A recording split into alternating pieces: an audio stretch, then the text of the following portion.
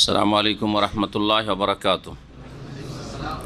বিসমিল্লাহির রহমানির রহিম। আলহামদুলিল্লাহি রাব্বিল আলামিন ওয়াসসালাতু ওয়াসসালামু আলা সাইয়্যিদিল মুরসালিন নবিয়িনা মুহাম্মদ ওয়া আলা আলিহি ওয়া সাহবিহি আজমাইন। আম্মা বাদ, ফাউযু বিল্লাহি মিনাশ শাইতানির রাজিম। ইয়া আইয়ুহাল্লাযীনা আমানু কাতিলুল্লাযীনা ইয়ালুনাকুম মিনাল কুফফারি ওয়ালিয়াজিদু ফীকুম গিলযা ওয়া'লামু আন্নাল্লাহা মা'আল মুত্তাকিন। মহান আল্লাহর সমস্ত প্রশংসা যে আল্লাহ পাক রব্বুল আলামিন তার মনোনীত দিন ইসলামকে মানব জাতির কল্যাণের জন্য শেষ রাসূল মুহাম্মদ সাল্লাল্লাহু আলাইহি সাল্লামের মাধ্যমে মানব জাতি পর্যন্ত পৌঁছে দিয়েছেন। যেই দিন আল্লাহ পাক রব্বুল আলামিন নাজিল করেছেন মক্কাতুল মুকাররমায় এবং সেখান থেকে রাসূলুল্লাহ সাল্লাল্লাহু আলাইহি সাল্লামের হিজরতের সাথে মদিনায় দ্বীনের বিধিবিধান হুকুম আহকাম সম্পূর্ণ হয়েছে। আল্লাহ রাব্বুল আলামিন এই দিনকে শক্তিশালী করার জন্য, যেহেতু আল্লাহ পাকের দিন আল্লাহর জমিনে তা প্রতিষ্ঠিত হওয়ার হক রাখে, আল্লাহ পাক রব্বুল আলামিন এর জন্য যাতে করে এই দিনের রাস্তায় বাধা হয়ে কোনো শক্তি না দাঁড়ায়, তার জন্য আল্লাহ পাক রব্বুল আলামিন জিহাদ ফরজ করেছেন রাসূলুল্লাহ সাল্লাল্লাহু আলাইহি সাল্লামের ওপর, তারপরে তার খোলাফায়ে রাশিদিনের ওপর, আর যুগে যুগে যারা ইসলামের খেলাফত পেয়েছে, নেতৃত্ব পেয়েছে, তাদের ওপর আল্লাহ পাক ফরজ রেখেছেন। যখন তারা এই ফরজকে উপলব্ধি করবেন যে এখন আমাদের ফরজ হয়েছে, তার বাস্তবায়ন করা আল্লাহ পাক ফরজ করেছেন।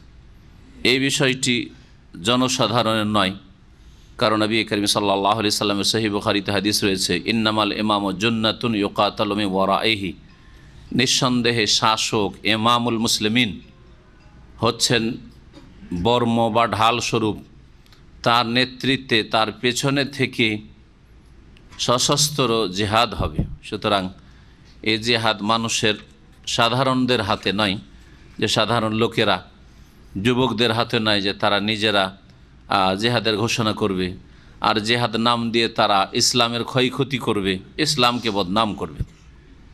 তাতে আল্লাহকেও রাজি করতে পারবে না, দুনিয়াও সুন্দর করতে পারবে না, আর আখেরাত তো মোটেই সুন্দর হবে না।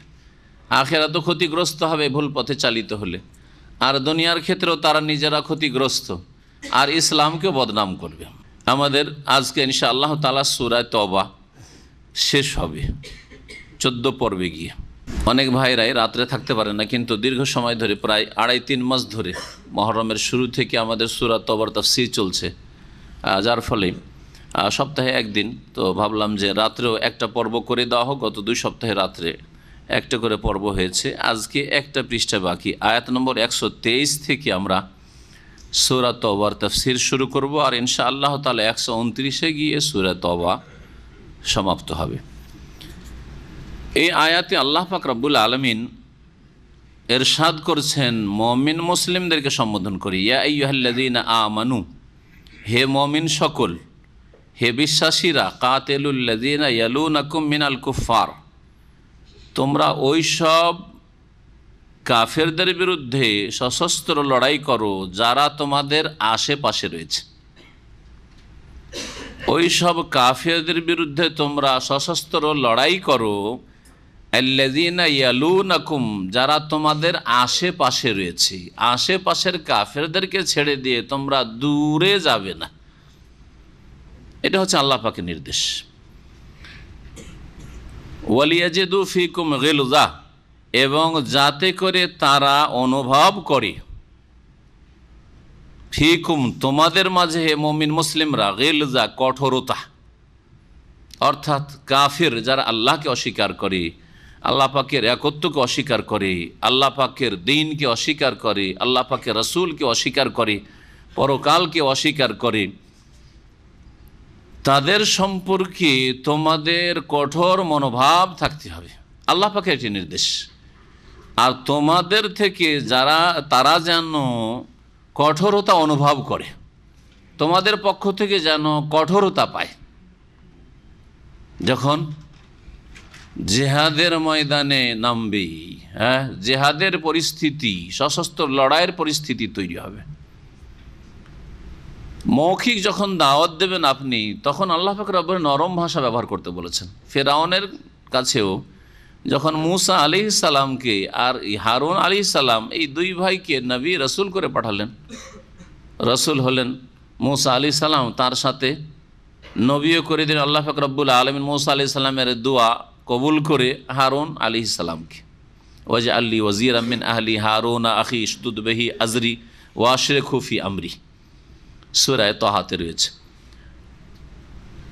সেখানে আল্লাহ পাক বলেছেন যে তোমরা ফেরাউনের কাছে যাও, ফাকুলা লাহু কাওলান লাইয়িনা, এবং তোমরা দুই ভাই গিয়ে ফেরাউনের মতো জালেম যে নিজেই এলাহ উপাস্য মাবুদ রব বলে দাবি করেছিল,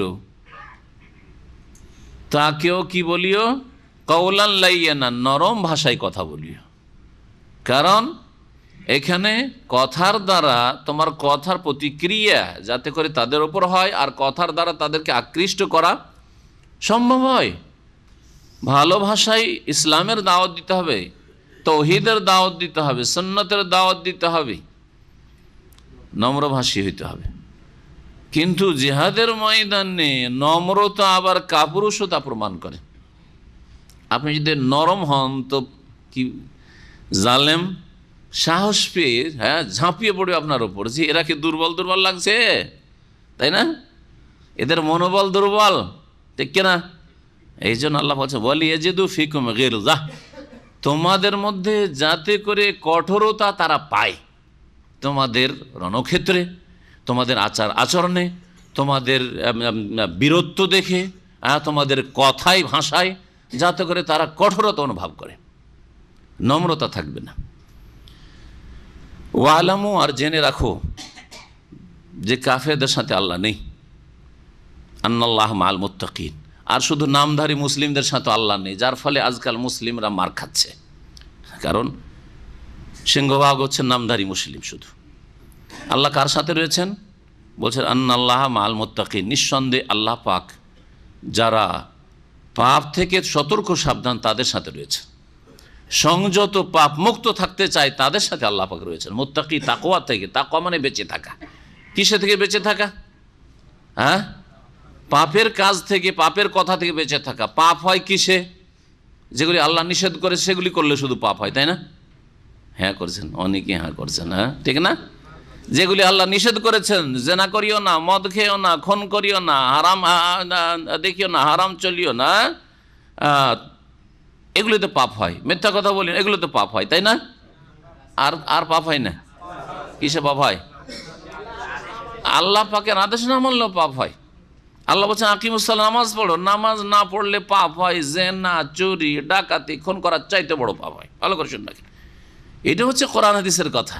কিন্তু আজকালকার নামধারী মুসলিম মনে করে যে আমি কোন অপরাধ করলাম, আমি চুরি করি না, আমি বাটমারি করি না, আমি কাউকে খুনও করিনি, কোনদিন কোনো পাপ করি না, কোন কাজ করলাম, অপরাধ করলাম যে এরকম হইলো? কোন পাপের অপরাধ আমাকে জেলে আসতে হলো, আসামি হয়েছে, জেলে যেতে হয়েছে?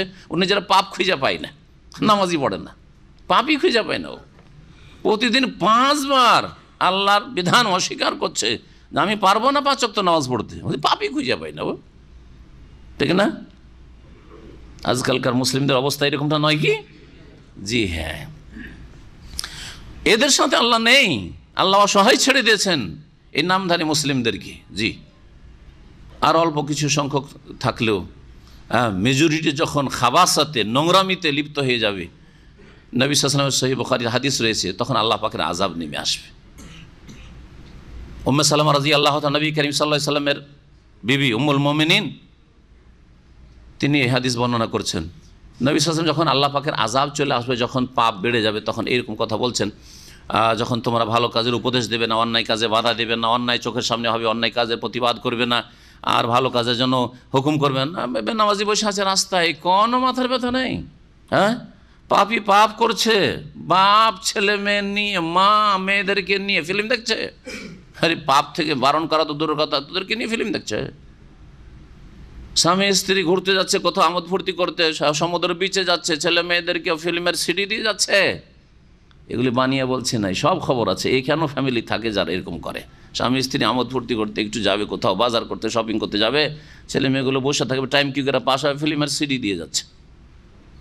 আজকে থেকে 10 বছর 15 বছর আগে থেকে সব শুনে আসছি। এইখানে যাদেরকে আল্লাহ নিয়ামত দিয়েছে, তোরা সৌদি আরব ফ্যামিলি নিয়ে থাক, তারা এত অকৃতজ্ঞ নাফরমান আল্লাহ পাকের যে সংশোধন করা তো দূরের কথা, ছেলে মেয়েদেরকে পাপ করার জন্য সাজ সরঞ্জাম তাদের সরবরাহ করে। এই জন্য এদের সাথে আল্লাহ পাক নেই। কি বলেছিলেন উম্মে সালেমা, যে আনুহুল্লাহ ওয়াফিনা সালেহুন, আমাদেরকে কি ধ্বংস করে দাও অথচ আমাদের মাঝে নেক লোকেরা থাকবে? নেক লোক কি নেই আজকাল? মসজিদে দেখেন, মসজিদে মাশাআল্লাহ ফজরের নামাজও নেক লোক আছে, তাই তো ফজরে আসছে। আপনি মক্কায় যান, সারা বছর ধরে ভিড় ভিড় আর ভিড়, তাই নেক লোক অবশ্যই আছে। তারপরেও কি আল্লাহর আযাব নামবে? নবী করিম সাল্লাল্লাহু আলাইহি ওয়াসাল্লাম উত্তরে বলছেন, নাম, হ্যাঁ, নেক লোকেরা থাকা সত্ত্বেও আল্লাহর আযাব আসবে। এজা কাসরাল খাবাসু, যখন পাপাচার বেড়ে যাবে, নোংরামি বেড়ে যাবে, ফরজ অজেবকে অবহেলা করা হবে, আর হারাম নাজাইজকে একেবারে ডাল ভাত মনে করা হবে। এজা কাসরাল খাবাসু, যখন খাবাসাত নোংরামি পাপাচার মুসলিম সমাজের ঘরে ঘরে, কাফেরদের ঘরে যা পাপ হয় মুসলিমদের ঘরেও তাই হয়, যখন শুরু হয়ে যাবে তখন আল্লাহ পাকের আযাব চলে আসবে। তো আল্লাহ তাদের সাথে নেই, কার সাথে আছেন? আন্নাল্লাহ মাআল মুত্তাকিন, আল্লাহ ভীরুদের সাথে। আল্লাহর ভয়ে যারা বেঁচে থাকে গুনার কাজ থেকে, ফরজ অজব ছাড়া থেকে বেঁচে থাকে, আর হারাম নাজায়েজ কাজ থেকে বেঁচে থাকে, শিরিক থেকে বেঁচে থাকে, তাওহীদ প্রতিষ্ঠা করে, বিদআত থেকে বেঁচে থাকে, সুন্নাত প্রতিষ্ঠা করে, ওদের সাথে আল্লাহ আছেন। আর মুত্তাকিন মানে আবার পীরপন্থী বিদাতিরা না, সমস্ত বিদাতের ধর্ম, সুফিবাদের ধর্ম, আর বলছে এরাই তো ওলিউল্লাহ মুত্তাকি। এরা মুত্তাকি করে যারা শিরিক থেকেই বাঁচে না, যারা বিদাত থেকেই বাঁচে না, তাদের ওজিফা সবগুলি তরিকা সব বিদাত, তো এরা আবার মুত্তাকি কোত্থেকে হইল? মুত্তাকির সংজ্ঞা বুঝতে হবে। মুত্তাকি মানে বেঁচে থাকে শিরিক থেকে, মুত্তাকি মানে বেঁচে থাকে বিদাত থেকে, হ্যাঁ, রসুলের তরিকায় এক আল্লাহর ইবাদত করে। মুত্তাকি মানে হচ্ছে ফরজ অজেবে ঘাটতি করা থেকে বেঁচে থাকে, মুত্তাকি মানে হচ্ছে হারাম নাজাইজ কাজ যে লিপ্ত হওয়া থেকে বেঁচে থাকে, তারা হচ্ছে মুত্তাকি। তাদের সাথে আল্লাহ পাক রব্বুল আলামিন রয়েছেন। বেঁচে থাকা আল্লাহ পাকের অসন্তুষ্টির কথা কাজ থেকে, আল্লাহ অসন্তুষ্ট হন সবচেয়ে বেশি কোন অপরাধে? শিরকে। তাহলে শির থেকে আগে বাঁচতে হবে। কিতাব পড়ে দেখেন, সুফিদের কিতাব পড়ে থাকেন যে আল্লাহ পাকের কাজগুলি তারাই করছে, হ্যাঁ, ছেলে তারাই দিচ্ছে, রোগ ভালো তারাই করছে, গায়েব অদৃশ্য তারাই জেনে নিচ্ছে। মুরিদের ছেলে হারিয়ে গেছে, বলছে তুমি বাড়ি চলে যাও, ছেলে তোমার, যাও বাড়ি যাও, তোমার গেটে ছেলে দরজায় আছে না নেই? হক্কানি পীরদের কিতাবে। বাড়ি গিয়ে দেখছে গেটে ছেলে পড়ে আছে, কদিন থেকে হারিয়েছিল। তো গায়েবও জানলো, আবার সাহায্য, অসাধারণ ক্ষমতা দিয়ে সাহায্য করতে পারে, কিন্তু আল্লাহর কাজ, এই আল্লাহর কাজ পীর করে, এগুলো যদি ধর্মকর্ম হয় তাহলে তো শিরক থেকে বাঁচে না। আর বিদাতি তরিকা, বিদাতি ওয়াজিফা, আমাদের শর্টকাট এসব ওয়াজিফা, ইল্লাল্লাহর জিকির, আল্লাহর জিকির নবী জীবনে করেছেন? দেখেন, নবী জীবনে আল্লাহু আল্লাহু জপেছেন, ইল্লাল্লাহ ইল্লাল্লাহ জপেছেন, আর নবী 6 লতিফার জিকির করেছেন। হ্যাঁ, নবী দুরুদে তাজ আর দুরুদে মাহি, দুরুদে তোনাজ্জিনা পড়েছেন। হ্যাঁ, নবী দুরুদে লাখি পড়েছেন, নবী খতমে ইউনুস করেছেন, খতমে খাজগান করেছেন। নবীর এগুলো ওজিফা নবীর কোন হাদিসে আছে? কোথায় দেখান তো দেখি। তাহলে বিদাত থেকে বাঁচেন না, সুন্নতকে আঁকড়ে ধরেন না, আবার মুত্তাকি হয়ে গেলেন কি করে? দাড়ি দিয়ে শুধু মুত্তাকি হয়ে গেলেন? হ্যাঁ, শুধু ঢিলা ঢালা পোশাক দিয়ে মুত্তাকি হয়ে গেলেন? না, মুত্তাকি মোটেই না। যারা আল্লাহ পাকের অসন্তুষ্টির কথা কাজ থেকে বেঁচে থাকে, তাদের সাথে আল্লাহ পাক রয়েছেন। তাদেরকে কখনো আল্লাহ গোলামির মালা পরাবেন না, আর নেতৃত্ব কাফের হাতে দেবেন না। ভালো করে শুনে রাখেন, মুত্তাকি যদি হইতে পারে মুসলিম উম্মাহ, তাহলে কখনো তাদেরকে গোলামির হার দেবেন না, আর কাফেরকে আল্লাহ পাক রব্বুল আলামিন নেতৃত্বের মুকুট দেবেন না, কখনো হইতে পারে না।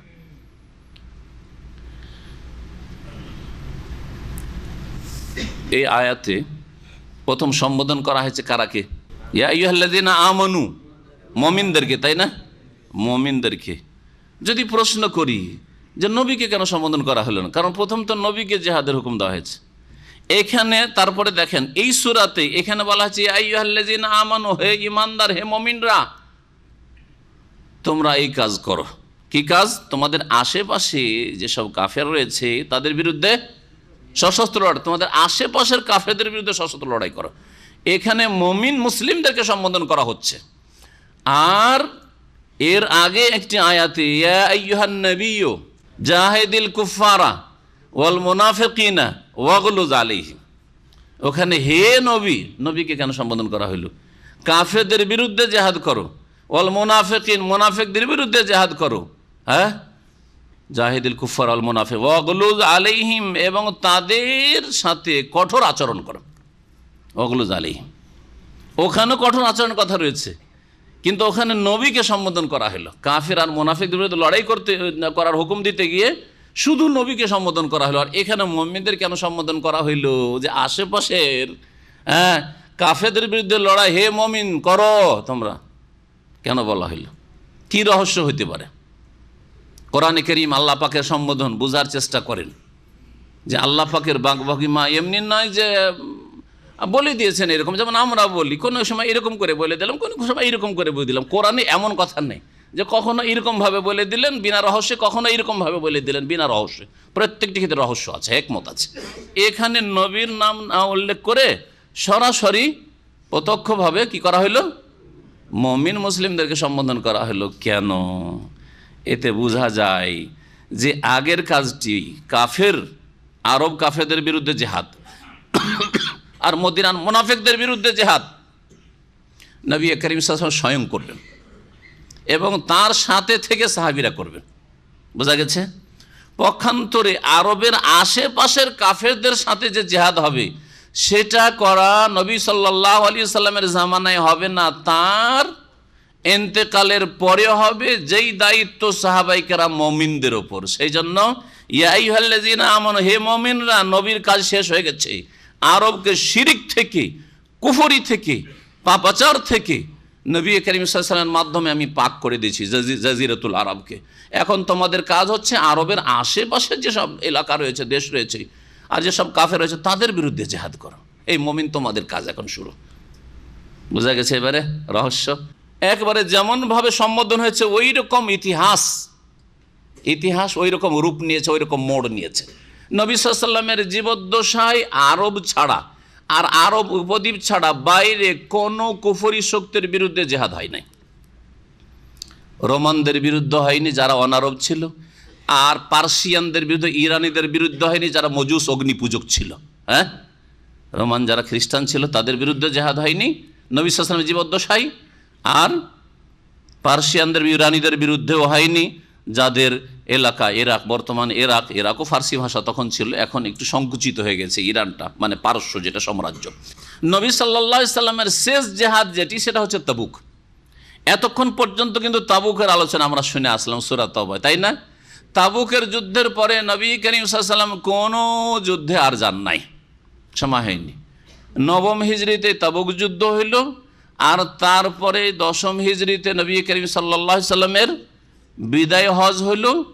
আর বিদায় হজের মাত্র কিছুদিন পরে, 81 দিন পরে নবী করিম সাল্লাল্লাহু আলাইহি ওয়াসাল্লাম ইন্তেকাল। হজ থেকে ফিরে আসলেন জিলহজ মাসে, আর তারপরে মুহররম, সাফার 2 মাস, আর রবিউল আউয়াল মাসের 12 তারিখে নবী করিম সাল্লাল্লাহু আলাইহি ওয়াসাল্লাম দুনিয়া থেকে বিদায় নিলেন সাল্লাল্লাহু আলাইহি ওয়াসাল্লাম। তাবুকেও যে গিয়েছিলেন, তাবুকের যে অভিযানটি ছিল, জিহাদ ছিল, সেটা রোমানদের বিরুদ্ধে, কারণ রোমানরা ওখান থেকে খুব বাহাদুরি দেখাচ্ছিল। এই জন্য নবী করিম সাল্লাল্লাহু আলাইহি ওয়াসাল্লাম দেখলেন যে না, এদেরকে একটা ধমক দেওয়ার প্রয়োজন রয়েছে, যে আমরা শুধু মদিনায় বসে না, আমরা 700 কিলোমিটার অতিক্রম করে তোমাদের বর্ডারের কাছাকাছি পৌঁছে গেছি তাবুকে। তাবুক থেকে জর্ডন তখন রোমানদের, খ্রিস্টানদের দখলে ছিল, কাছে একেবারে বর্ডার, এতদূর পৌঁছে গেছি। আর এই কাফের খ্রিস্টানদের, রোমানদের সাহস হলো না আর এগিয়ে আসার। সুতরাং বাস্তবে তাবুকে কোনো লড়াই হয়নি। নবী সাল্লাল্লাহু আলাইহি ওয়াসাল্লাম সেখানে 2 সপ্তাহ ধরে অবস্থান করেছেন। তাবুকে যেই জায়গাটিতে অবস্থান করেছে সেই জায়গাটি আনুমানিক একটা চিহ্নিত আছে, লোকেরা বলছে, গিয়েছিলাম সফরে, গত বছর একটা প্রোগ্রাম ছিল আমার বক্তব্য ওখানে, তো ওই জায়গা থেকে তারপরে ফিরে এসছে নবী করিম সাল্লাল্লাহু আলাইহি ওয়াসাল্লাম। কিন্তু রোমানদের বিরুদ্ধেও জিহাদ হয় নবী সাল্লাল্লাহু আলাইহি ওয়াসাল্লামের, আর পার্সিয়ানদের বিরুদ্ধে হয়নি, আর হাবশিদের বিরুদ্ধে হয়নি। আবেসিনিয়া, হাবশি, আফ্রিকা তো নবী সাল্লাল্লাহু আলাইহি ওয়াসাল্লামের জামানায় জিহাদ হয়নি, সবগুলি পরে হয়েছে। সবগুলি পরে হয়েছে। এই জন্য আল্লাহ পাকে সম্বোধন। আল্লামা ইবনে কাসির রহমতুল্লাহ আলাইহি যে মুফাসসির, তার ভাষায় শোনায় আল্লাহ পাক রব্বুল আলামিন এই আয়াত নম্বর কত, 123, মুমিনদেরকে নির্দেশ দিচ্ছেন যে আন ইউকাতিলুল কুফফার, কাফেরদের বিরুদ্ধে লড়াই করো। হ্যাঁ, তোমাদের যারা কাছাকাছি আশেপাশে কাফের রয়েছে, মুসলিমদের বা ইসলামের যে বর্ডার রয়েছে তার আশেপাশে যারা রয়েছে, এই জন্য নবী করিম সাল্লাল্লাহু আলাইহি সাল্লাম তার জীবদ্দশায় আরব উপদ্বীপের যারা মুশরিক ছিল তাদের বিরুদ্ধে লড়াই করেছেন, নবী সাল্লাল্লাহু আলাইহি সাল্লামের জামানায় এই আল-হাসা এবং কাতিব পর্যন্ত ইসলাম পৌঁছে গেছে। এরা সন্ধি করে আত্মসমর্পণ করেছে, বশত্ব স্বীকার করেছে, এতদূর পর্যন্ত ইসলাম পৌঁছে দিয়েছেন। ওইদিকে জর্ডানের বর্ডার পর্যন্ত, তাবুক পর্যন্ত ইসলাম পৌঁছে গেছে। এইদিকে ইয়ামানের শেষ প্রান্ত পর্যন্ত, সানা আদান পর্যন্ত ইসলাম পৌঁছে গেছে। জি, মক্কা, মদিনা, তায়েফ ইত্যাদি সব এলাকায়, নজদ, কাসিম, রিয়াজ, সব এলাকায় ইসলাম, যেটাকে আরব জাজিরা বলা হয়, এসব এলাকায় ইসলাম পৌঁছে গেছে।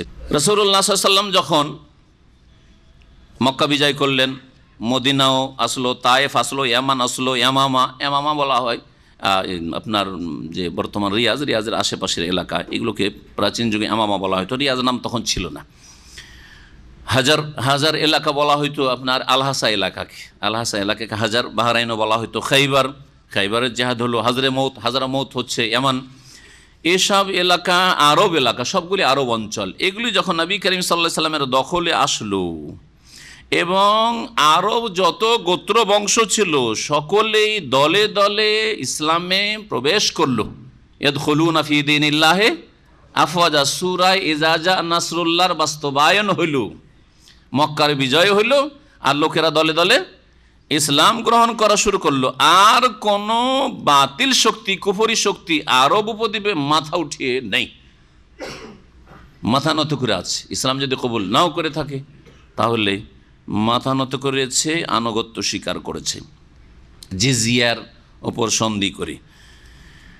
তখন আল্লাহ পাক রব্বুল আলামিন রাসূল সাল্লাল্লাহু আলাইহি ওয়াসাল্লাম কি সারাফি কিতাল আহলিল কিতাব, এখন বাকি থাকে আহলি কিতাব, ইহুদি নাসারা। ইহুদিদের বিরুদ্ধে একটা জিহাদ হয়েছিল খাইবারের, আর তার আগে এখানে যে ইহুদিরা বিশ্বাসঘাতকতা করেছিল, 3টি গোত্র মদিনায় তাদের গাদ্দারি এবং বিশ্বাসঘাতকতার কারণে তাদেরকে এখান থেকে তাড়িয়ে দেওয়া হয়েছিল খাইবারও তাদের বিরুদ্ধে জিহাদ, যখন খাইবার থেকে তারা বদমাশি করতো।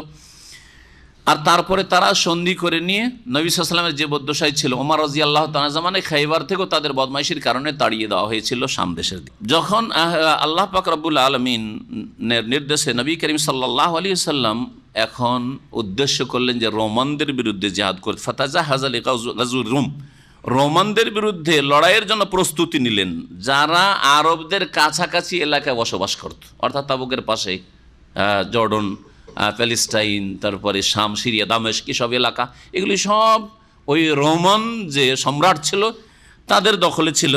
আর কাছে যারা রয়েছে তারা বেশি অধিকার রাখে আপনার কল্যাণের, আর ইসলামের দাওয়াত পৌঁছে দেওয়া, তাদের ঘরে ঘরে তাদের কল্যাণ কামনা করা, তাদের অকল্যাণ কামনা করা না। কারণ তাদেরকে আপনি জাহান্নামের আগুন থেকে কি করছেন, উদ্ধার করার চেষ্টা করেছেন। তারা ধ্বংস হয়ে যাবে, জাহান্নামে চলে যাবে, যারা এই অবস্থায় মারা যাবে। তাহলে যদি কালেমাটা পড়ে বিশ্বাস করে, কালেমাটা পড়ে নাই, বিশ্বাস করে, আর তারপরে আনুগত্য স্বীকার, আল্লাহ পাকের বিধিবিধান মানতে প্রস্তুত হয়, তাহলে জাহান্নাম থেকে বেঁচে গেল। এটা হচ্ছে সবচাইতে বড় হিতাকাঙ্ক্ষী হওয়া আপনার কোনো মানুষের জন্য। এটাকে কখনো মনে করবেন না যে ওকে কেন এ করা হইলো, কেন ওর জন্য এরকম করা হবে না। নিজ নিজ স্বাধীনতা থাকতে দেওয়া হয়, জবরদস্তি নয়। জবরদস্তি ইসলাম কবুল করো, এটা ইসলামে নেই। কিন্তু হয় ইসলাম কবুল করো, 3টি অপশন রয়েছে, ভালো করে শুনে রাখেন। ইসলামে কি রয়েছে? 3টি চয়েস, 3টার মধ্যে একটা চয়েস করতে হবে। হয় ইসলাম কবুল করো, আসলেম তাসলাম, ইসলাম গ্রহণ করো, সহি সালামত থাকো, নিরাপদ থাকো, কোনো দ্বন্দ্ব নেই তোমাদের সাথে, নিরাপত্তা পাবে। যেমন আগে যারা তোমাদের চাইতে প্রবীণ, যারা অগ্রগামী, তারা যেমন নিরাপত্তা পেয়েছে। আর ইসলাম যদি কবুল না করো তাহলে কি করো? সন্ধি করো। সন্ধির ভিত্তিতে কি করবে? জিজিয়া দেবে আর আনুগত্য স্বীকার করবে, কখনো বিদ্রোহ ঘোষণা করবে না, যাতে করে এই আশঙ্কা না থাকে যে আমাদের ক্ষয়ক্ষতির জন্য পাঁয়তারা চলছে, ষড়যন্ত্র চলছে। বশত্ব স্বীকার করো, এটা হচ্ছে দ্বিতীয় অপশন। ইসলাম জরুরি না, ইসলাম কবুল করবে না, ঠিক আছে, আমাদের সাথে সন্ধি করে শান্তিতে বসবাস করো। 3 নম্বর, যদি বলো যে না ইসলামও কবুল করব না আর জিজিয়া দিয়ে আমরা আনুগত্য স্বীকার করব না, সন্ধিতেও আসবো না, তাহলে তখন লড়াই, তখন কাতিলুল্লাযিনা ইয়ালুনাকুম মিনাল কুফফার, আশেপাশে যেসব কাফের রয়েছে তাদের বিরুদ্ধে সশস্ত্র লড়াই করো, আল্লাহ পাকের হুকুম। তো নবী করিম সাল্লাল্লাহু আলাইহি সাল্লাম কাছের লোকদেরকে এই কল্যাণ পৌঁছাবার চেষ্টা করলেন। নবী সাল্লাল্লাহু আলাইহি সাল্লাম যে কত হিতাকাঙ্ক্ষী ছিলেন শেষ আয়াত যে রয়েছে তাতে আসছে, শেষ আয়াতের আগের আয়াতটি, এর উদাহরণ সহিহ বুখারীতে রয়েছে যে তোমাদের উদাহরণ হচ্ছে কীট পতঙ্গের মতো। আগুন কোথাও জ্বললে কীট পতঙ্গগুলিকে কি করে? ঝাঁপ দেয় জ্বলে যাওয়ার জন্য। ওই রকমই তোমরা জাহান্নামে ঝাঁপ দিচ্ছ আর তোমরা কোনো মতেই জাহান্নাম থেকে ফিরে আসতে চাও না, আর আমি তোমাদের কোমর ধরে টেনে নিয়ে আসছি, ওয়ান্তুম তাতাকাহামুনা ফি, আর তোমরা লাফ দিয়ে গিয়ে সে আগুনে পড়ছো। তোমাদেরকে আমি আগুনে পড়তে দিতে চাই না, আগুনে ঝাঁপ দিতে চাই না, কারণ ধ্বংস হয়ে যাবে, চিরকাল জাহান্নামে থাকবে। তো সবচেয়ে বড় কারো হিতাকাঙ্ক্ষী হচ্ছে তাকে তৌহিদ জানিয়ে দেওয়া, আল্লাহর একত্ব জানিয়ে দেওয়া, আল্লাহ একক এবং তার অন্তরে কথা নামিয়ে দেওয়া। এটা সবচেয়ে বড় তার আপনি কল্যাণ করলেন। দুনিয়ার কল্যাণ টেম্পোরারি, কিছু দিনের সামান্য, হয়তো দুনিয়া যদি সারা জীবনে দায়িত্ব নিয়ে নেয় যে তোকে কোনো কাজকর্ম করা লাগবে না, ফ্রিতে তোকে খেতে দেবো, তাও কতদিন? যতদিন বাঁচবে ততদিন, আর বাঁচবেনই কতদিন আপনি, ঠিক না? কিন্তু যদি তৌহিদটা বুঝিয়ে দিয়ে তার অন্তরে নামিয়ে দেওয়া হয়, শিরক থেকে তাকে বাঁচিয়ে দেওয়া হয়, বিদআত থেকে তাকে বাঁচিয়ে দেওয়া হয়, ফরজ ওয়াজিবটা আদায় করে যায়, হারাম কাবিরা থেকে বাঁচিয়ে দিতে পারেন, হেদায়েতের রাস্তা দেখিয়ে দিতে পারেন, এর চাইতে বড় কল্যাণ আপনি কারো করলেন না।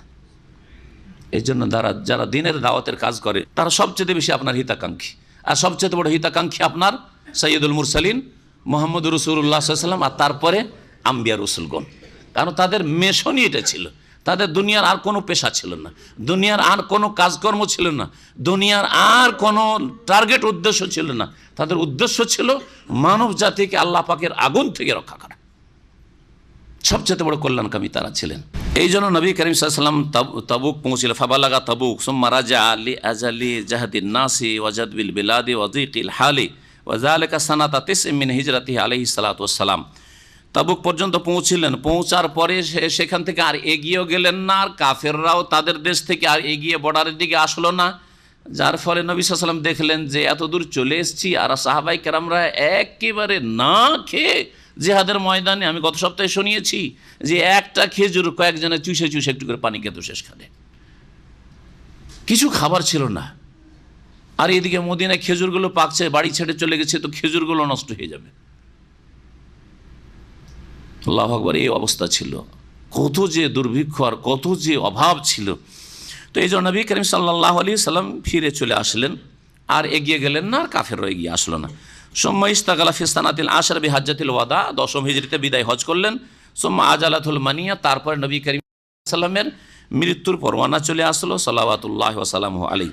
বাদ হাজ্জাতিহি বি আহাদিন ওয়া সামানিনা ইয়াওমান, তার হজের 81 দিন পরে, নবী সাল্লাল্লাহু আলাইহি ওয়াসাল্লামের হজের 81 দিন পরেই রাসূলুল্লাহ সাল্লাল্লাহু আলাইহি ওয়াসাল্লামের মওতের পরওয়ানা চলে আসলো, মালাকুল মওত এসে হাজির হয়ে গেলেন। নবী সাল্লাল্লাহু আলাইহি ওয়াসাল্লামকে ইখতিয়ার দেওয়া, সমস্ত নবীকে কিন্তু ইখতিয়ার দেওয়া, আমাদেরকে ইখতিয়ার দেওয়া হবে না যে দুনিয়া থাকতে চাও, বাঁচতে চাও না যাবে, এটা কারো নসিব হবে না। কিন্তু প্রত্যেক নবী রসুলের এটা নসিবে এসছে, বোঝা গেছে? হ্যাঁ, জিলানির নসিব হবে না, হয়েছে? আবু হানিফা শাফির হয়েছে, বায়েজিদ বোস্তামির হয়েছে, হ্যাঁ, রুমি জালাউদ্দিন রুমির হয়েছে, শামস তাবরিজির হয়েছে, এগুলো তাদের নসিব হয়নি। হাদিস বলে যে কোনো নবীকে কি করা হয়? ইখতিয়ার দেওয়া হয় যে তুমি থাকতে চাও, বাঁচতে চাও নাকি যেতে চাও। আল্লাহর পক্ষ থেকে যেটা ফয়সালা ছিল ওটা চলে এসছে, টাইমটা চলে এসছে, এখন তোমার ইচ্ছা। কোনো নবী থাকতে চাননি। এরপরে কি হবে? মুসা আলাইহিস সালাম, এরপরে বলছে মরতে হবে, আপনি থাকতে চলে একদিন মরতে হবে। তো মুসা আলাইহিস সালাম বলছেন তাহলে আল আন, এখনই যেটা আল্লাহর ফয়সালা ওটাই চাই, তাহলে আমি আর ডিলে করাতে চাই না। আল্লাহর সাথে সাক্ষাৎ করাকে আমি ভালোবাসি, আল্লাহর সাথে মোলাকাতকে ভালোবাসি, আল্লাহ পাকের নিয়ামত শান্তির জীবনকে আমি ভালোবাসি। শান্তির জীবন, দুনিয়াও শান্তির জীবন। দুনিয়ায় টেনশন আছে, যতই ভালো মানুষ হন না কেন, আছে না? নেই? দৌড়াদৌড়ি কষ্ট আছেই, চলে গেলে ভালো মানুষ আরাম, ওখানে গেলে আরাম। নবীন, সিদ্দিকিন, সোহাদা, সালেহিনদের আরওয়াহ যেখানে ইল্লিনে রয়েছে সেখানে আপনি জায়গা পেয়ে যাবেন, কত আরাম। সুতরাং মরার সময় হা হুতাশ কেন হবে? একজন মমিনের সত্যি যদি মমিন হন তাহলে কোনো হা হুতাশ নেই। আলহামদুলিল্লাহ, আল্লাহ যেটা আমার জন্য পছন্দ করেছেন সেটাই পছন্দ। নবী রসুলদেরকে এখতিয়ার দেওয়া হয়েছে, যাদেরকে ওলি বলা হয় তাদেরকে এখতিয়ার দেওয়া হয়নি। এটা হচ্ছে ইসলাম।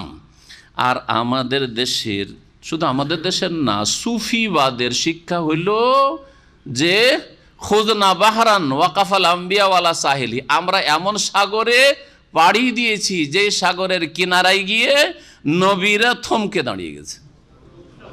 নবীরা যেতে পারেনি, ওখানে আমরা পৌঁছে গেছি। আরো আজিমে গিয়ে আমরা ফানা ফিল্লা হয়ে গেলাম, নবীরা যেতে পারেনি। বোঝা গেছে? আমরা ছেলে দিতে পারি, রোগ ভালো করতে পারি, আমরা সব দিতে পারি, আমরা মুরিদের ছেলেকে, হারা ছেলেকে বাড়ি পৌঁছে দিতে পারি। ওয়াকাফাল আম্বিয়া ওয়ালা সাহেলি, নবীরা কিনারায় গিয়ে থমকে দাঁড়িয়েছে, আমরা পারবো না। আউযুবিল্লাহ, আউযুবিল্লাহ। এটা আল্লাহর ধর্ম না, এটা আজকালকার পশ্চিমা মানবরচিত বিধান চাইতে নিকৃষ্ট ধর্ম। পশ্চিমা যে মানবরচিত বিধান, পাশ্চাত্য সভ্যতা আর পশ্চিমা আইন কানুন যে আদালতে চলছে, এর চাইতে নিকৃষ্ট ধর্ম হচ্ছে এই ধর্মের নামে মানবরচিত সুফিবাদ। ভালো করে শুনে রাখেন, সুফিবাদ এই শিক্ষা দিচ্ছে। আর দ্বীন ইসলাম তো শিক্ষা দিচ্ছে নবী রসুলদের কাছে ফেরেশতা এসে কি করে? আরজ করে যে আপনার সময় হয়েছে, আল্লাহ পাঠিয়েছেন, আপনার কি মন, যাবেন নাকি থাকতে চান? আল্লাহ বলে পাঠিয়েছেন এইভাবে। জি হ্যাঁ, সুবহানাল্লাহ। তাহলে কত মর্যাদা আল্লাহ নবী রসুলদেরকে দিয়েছেন, কত মর্যাদা আল্লাহ পাক নবী রসুলদেরকে দিয়েছেন। আর নবী রসুলদের মানহানি করে সুফিরা, তারপরে তারা ওলিউল্লাহ। কি যাও আশ্চর্য আমাদের দেশের জাহেল মূর্খদের ভাষা, যে এরা ওই কবর পাকা হইলি ওলিউল্লাহ। যাদের আকিদাই হচ্ছে যে নবী রসুল্লাহ নিচে আর ওলি আউলিয়া ওপরে, নবী রসুলদের এত বড় বেয়াদবি করলো, তারাই ওলি আউলিয়া হয়ে গেল, তারাই ওলি আউলিয়া হয়ে গেল। জি, বুঝেন, বোঝার চেষ্টা করেন। আল্লাহ পাক রব্বুল কোরআন হাদিসকে আঁকড়ে ধরার জন্য তৌফিক দান করেন। তারপরে আবু বকর সিদ্দিক রাদিয়াল্লাহু তাআলা খলিফা হয়ে নবী সাল্লাল্লাহু আলাইহি ওয়াসাল্লামের পরে, কিন্তু তার সময়টা ছিল মাত্র ১৬ বছর, 2 বছর 3 মাস 10 দিন। বেশি কিছু করতে পারলেন না। ভিতরে কিছু লোক জাকাত অস্বীকার করলো, কিছু মুরতাদ হয়ে গেল, মৃত্যুকে মুসাইলামা কাযযাব নবুয়তি দাবি করলো। এগুলিকে সামলাইতে ভিতরের সমস্যার সমাধান নেই। তার 2 বছর পার হয়ে গেল, বাইরে তেমন সুযোগ পেলেন না। তো শুরু করেছেন তিনি বাইরের শত্রুদের বিরুদ্ধে জিহাদ শুরু করেছিলেন। বলছেন ফাখতারাহুল্লাহ লিমা ইনদাহু, নবী সাল্লাল্লাহু আলাইহি সাল্লাম আল্লাহর কাছে যে নিয়ামত রয়েছে তা পছন্দ করলেন। তারপর ওয়াকামা বিল আমরি বাদা ওয়াজির ওয়া সিদ্দিক ওয়া খলিফাতু আবু বকর সিদ্দিক রাদিয়াল্লাহু আনহু ওয়া কাদ মালাদ-দীনু মাইলাতান কাদা ইয়ানজাফিলা ফাসাব্বাতাহুল্লাহু তাআলা। সেই সময় মানুষরা এক শ্রেণীর এমন মুরতাদ হওয়া শুরু করেছিল যে মনে হচ্ছে যে দ্বীন ইসলাম গেল, নবীর পরে হয়তো দ্বীন ইসলামের আলো নিভিয়ে গেল। ফাওয়াত্তাদাল কাওয়াইদ ওয়া সাব্বাতা দাও, তারপরে দিনকে প্রতিষ্ঠিত করলেন। আরব জাজিরায় যে মুরতাদগুলি হচ্ছিল, জাকাত দেব না, আর এই মুসাইলামা কাযযাব আমাদের বংশের নবী ইত্যাদি সব এইসব দমন করলেন। আর তারপরে ওয়ারাদ্দা আহারা রিদ্দাতে ইলাল ইসলাম, এই মুরতাদগুলিকে ইসলামের দিকে ফিরালেন। আর নবী করিম সাল্লাল্লাহু আলাইহি ওয়াসাল্লামের নির্দেশ মতো সুম্মা শারাফি তাজহিজ জয়শুল ইসলাম ইলা রুম, রোমানদের বিরুদ্ধে জিহাদ করতে হবে। কারণ এই আয়াতে হুকুম হয়েছে আর মুমিনদেরকে সম্বোধন করা হয়েছে, নবী ইন্তেকাল করেছেন, এখন আমাদেরকে বাস্তবায়ন করতে হবে। খলিফা আবু বকর চিন্তা করলেন, সুতরাং রোমানদের বিরুদ্ধে সেনাবাহিনী মুজাহিদিন প্রস্তুত করা শুরু করলেন। পারস্য দেশের জন্য এরা আগুনের পূজারী, ওয়াইলাল ফুরসে আবাদাতে নিরান, যারা আগুনের পূজারী ছিল, এদের বিরুদ্ধে প্রস্তুত করলেন। ফাফাতাহাল্লাহু বিবারাকাতে সাফারাতিহিল বিলাদ ওয়া আরগামান ফাকিসরা ওয়া কাইসার ওয়া মান আতাহুম মিনাল ইবাদ। আর তারপর উমর রাদিয়াল্লাহু তাআলা শুরু করেছিল, আবু বকর সিদ্দিক রাদিয়াল্লাহু তাআলা রোমানদের বিরুদ্ধে আর পার্সিয়ানদের বিরুদ্ধে জিহাদ। আর উমর রাদিয়াল্লাহু তাআলা জামানায় এই পারস্য সাম্রাজ্য বড় একটি পরাশক্তি সেই যুগের শির নত করলো, আর সেটা ইসলামিক স্টেটে পরিণত হইল, পারস্য দেশ ইরাক। আর এই রকমই রোমান শাম দেশ, ফিলিস্তিন, জর্ডন, আজকালকার দামেস্ক, দূর দূর পর্যন্ত ইসলাম পৌঁছে গেল। আর তারপরে ধীরে ধীরে ইসলাম আরও সম্প্রসারিত হতে শুরু হইল আল্লাহ পাকের জমিনে। এইভাবে সাহাবাই কেরাম, খোলাফা রাশেদিনরা এই কোরআনের আয়াতের ওপর আমল করেছেন, যা হচ্ছে সমস্ত মুসলিম শাসকদের জন্য উত্তম আদর্শ নবী করিম সাল্লাল্লাহু আলাইহি সাল্লামের পরে। আল্লাহ পাক তারপরে বলছেন ওয়াইদা মা উনজিলাত সূরাতুন ফামিনহুম মান ইয়াকুলু আইয়ুকুম যাদাতু হাযিহি ঈমানা ফাআম্মাল্লাযিনা আমানু ফাযাদাতুহুম ঈমানা ওয়া হুম ইয়াস্তাবশিরুন। আল্লাহ পাক বলছেন যে মোনাফেকদের চরিত্র হচ্ছে যে কোরআন নাজেল হলে তারা ঠাট্টা বিদ্রুপ করে, কোরআন থেকে উপকৃত হয় না। ওয়াইদা মা উনজিলাত সূরা, যখনই কোনো সূরা নাজেল হয়, আর বিশেষ করে সূরা তওবা নাজেল হইলেই তাদের প্লিহা চমকে ওঠে, বোঝা গেছে? কারণ তাদের হয়তো মুখোশ খোলা হচ্ছে, তাদের কোনো দোষ ত্রুটি তুলে ধরা হচ্ছে, তাদের কোনো ষড়যন্ত্র সম্পর্কে জানিয়ে দেওয়া হচ্ছে নবীকে। যখনই কোনো সূরা নাজেল হয়, ফামিনহুম মাইয়াকুল, মুনাফিকদের কতক বলে, আইয়ুকুম যাদাতহু হাযিহি ঈমানা, এই সূরাটি তোমাদের মধ্যে কার ঈমান বৃদ্ধি করেছে? ঠাট্টা মজাক করে বলে যে এই সূরা নাজিল করেছেন আল্লাহ, এতে কার ঈমান বেড়েছে? কি আর একটু পাকা মুসলিম হইল? হ্যাঁ, কি লাভ হয়েছে? জি, এটা কার চরিত্র? মোনাফেকদের চরিত্র। আজকালকার মোনাফেকের চরিত্র শুনবেন, যদি নামাজি লোক নামাজ পড়ে তো বলে, তুই নামাজ পড়ে কি পেয়েছিস? হ্যাঁ, তোর কি লাভ হয়েছে? আমি নামাজ পড়ি না, আমার কোন ক্ষতিটা হয়েছে? তোর চাইতে কম ইনকাম করছি, তোর চাইতে কম সুখে আছি, তোর চাইতে কিসে কম আছি? আমি নামাজ পড়ি, তুই নামাজ পড়িস, তোর কোনটা হয়েছে বল? হ্যাঁ, তোর তো অসুখ ছুটে না, বলে না? এরা মোনাফেক কি না? নিঃসন্দেহ মোনাফেক। এরা আকীদার মোনাফেক, এরা আখলাক চরিত্রের শুধু আমলের মোনাফেক না। ভালো করে শোনা, মোনাফেক চিনতে হবে আপনাকে। ঘরে ঘরে মোনাফেক আছে, রোমে রোমে মোনাফেক আছে, প্রত্যেকটি সমাজে আর পাড়ায় মোনাফেক আছে। চিন্তা হবে মোনাফেকদেরকে, যারা নামাজকে নিয়ে এইরকম ঠাট্টা বিদ্রুপ করে যে নামাজ পড়ে কী পেয়েছিস, রোজা রেখে কী পেয়েছিস? মনে করে যে দুনিয়াটি হচ্ছে বদলার জগৎ, আখেরাত তাদের সামনে নাই। আখেরাত সরাসরি অস্বীকার না করলে আসলে অন্তরে অস্বীকার করে রয়েছে। এদের স্থান জাহান্নামের সবচেয়ে নিম্ন স্তর। আল্লাহ পাক বলছেন যে এরা ঠাট্টা মজাক করে বলে যে আইয়ুকুম যাদাতহু হাযিহি ঈমানা, তোমাদের মধ্যে কার ঈমান এই সূরাটি বাড়িয়েছে? আল্লাহ পাক বলছেন কার বাড়িয়েছে শুনবে, ফাম্মাল্লাযিনা আমানু, শোনো যে যারা ঈমান নিয়ে এসেছে সত্যিকার অর্থে, ফাযাদাতহুম ঈমানা, তাদের ঈমান বৃদ্ধি করে। যারা সত্যিকার মুমিন মুসলিম, কোরআনে কারীমের আয়াত দ্বারা কি হয়, সূরা দ্বারা তাদের ঈমান বৃদ্ধি হয়। ভালো কথা শুনলে ঈমান বৃদ্ধি হয় না? হয় না? এখানকার ঈমান আর মার্কেটে ঘোরাঘুরি করছেন, দুই ঈমান সমান? কখনো না। আপনি দিনের মজলিসে আছেন বা মসজিদে বসে আছেন, কোরআন তেলাওয়াত করছেন, আর বাড়িতে ছেলে মেয়ের সাথে বসে আছেন, সমান?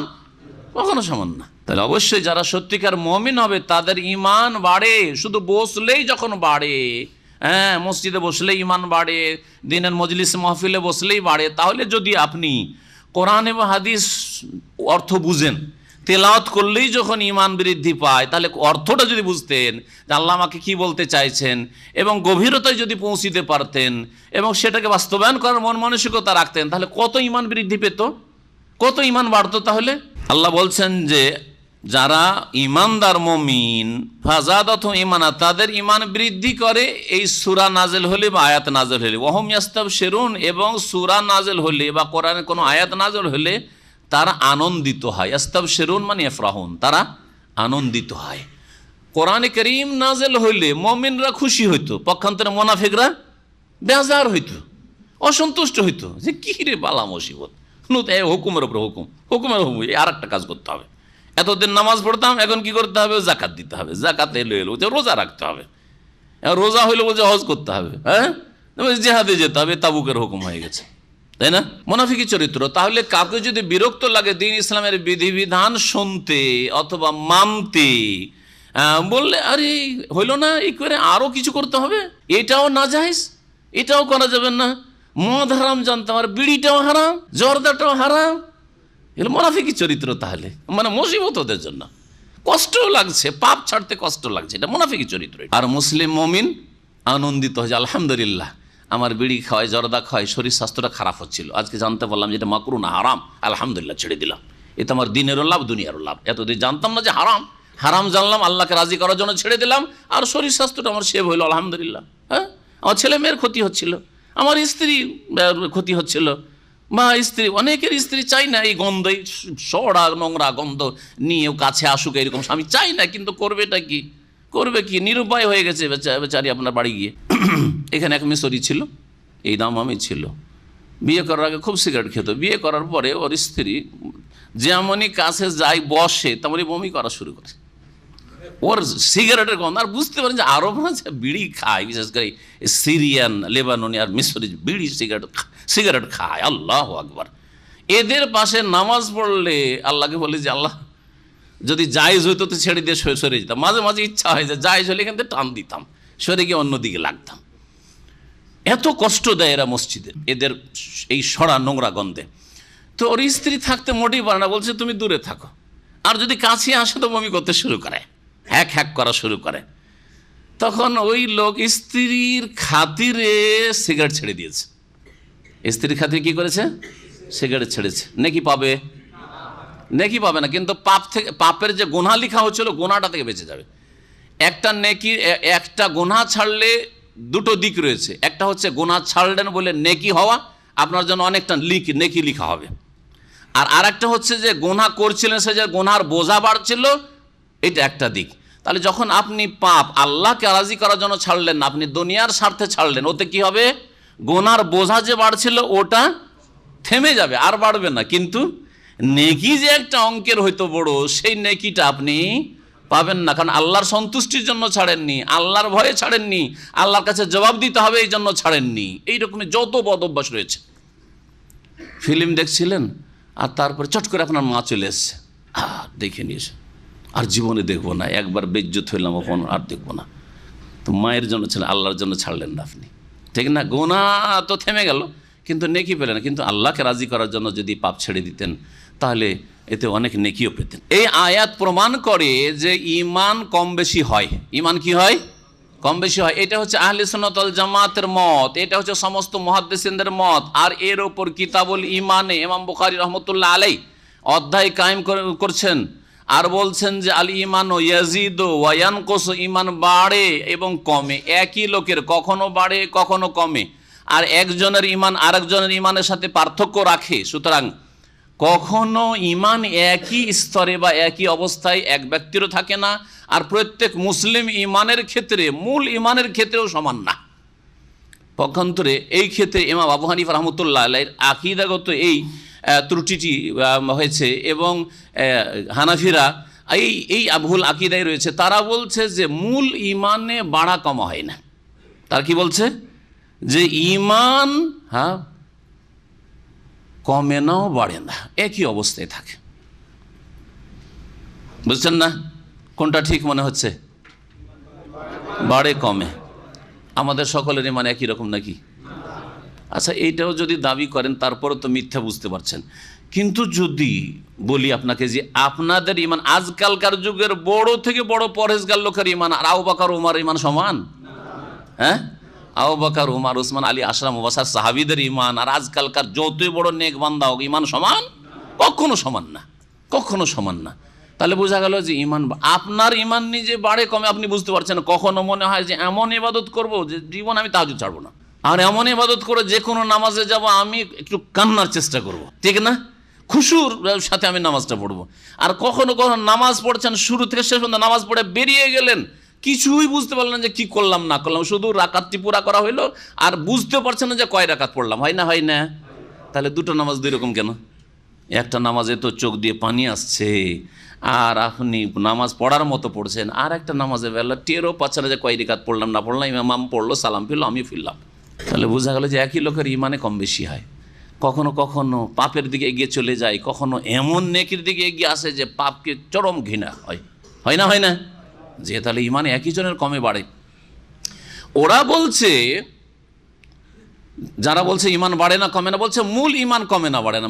মূল ঈমানটা বলছে, তারা বলছে বিশ্বাস শুধু, আর বিশ্বাস কমা বাড়া হয় না। তারা একটা যুক্তি দিতে ভুল করেছে, কোরআনের আয়াতের খেলাফ হয়ে গেছে, হাদিসের খেলাফ হয়ে গেছে।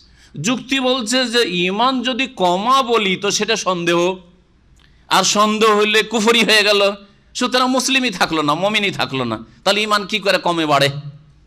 আর যদি বাড়ে বলে তাহলে বাড়ে যদি বলি তাহলে কমাটাও ধরে নিতে হবে, কারণ যেটা বাড়ে সেটা কমে, যেটা বাড়ে সেটা কমে। প্রেশার বাড়ে তার মানে কমেও, ঠিক কিনা? প্রেশার কারো বাড়ে কারো কমে, কখনো বাড়ে কখনো কমে। কারণ এমন কিছু নেই যে শুধু বাড়ে আর কমে না, এরকম কোনো কিছু নেই। যা বাড়ে তা কমতে পারে। পয়সা আপনার বাড়ছেও, কখনো কখনো কখনো মাইনাস হয়ে যাচ্ছে, ব্যাংক থেকে কমে যাচ্ছে, কমে না? জি হ্যাঁ, এটা হচ্ছে লজিক। কিন্তু তারও উত্তর শোনেন, তারও খণ্ডন শোনেন যে মূল ইমান যেটা বিশ্বাস সেটা তো কম বেশি আছে। সেটা তো কি আছে? কম বেশি আছে। আবু বকরের আখিরাতের প্রতি বিশ্বাস, আখিরাতের প্রতি এত বিশ্বাস যে আমার জান এবং আমার ধন সম্পদ সবকিছু কুরবানি করে দেবো রাসূলুল্লাহ সাল্লাল্লাহু আলাইহি ওয়াসাল্লামের জন্য। সাদকার হুকুম হচ্ছে, সবকিছু বাড়ি থেকে নিয়ে চলে আসছেন। করছেন না? করছেন না? এই অন্তরে যে ইমান, সর্বোচ্চ ইমান, তার প্রতিফল স্বরূপ সব কিছু নিয়ে চলে আসছেন। আর আমাকে আপনাকে যদি বলা হয় প্রতি মাসে 100 রিয়াল করে দিতে হবে, তাহলে উযু নষ্ট হয়ে যাবে, উযু নষ্ট হয়ে যাবে।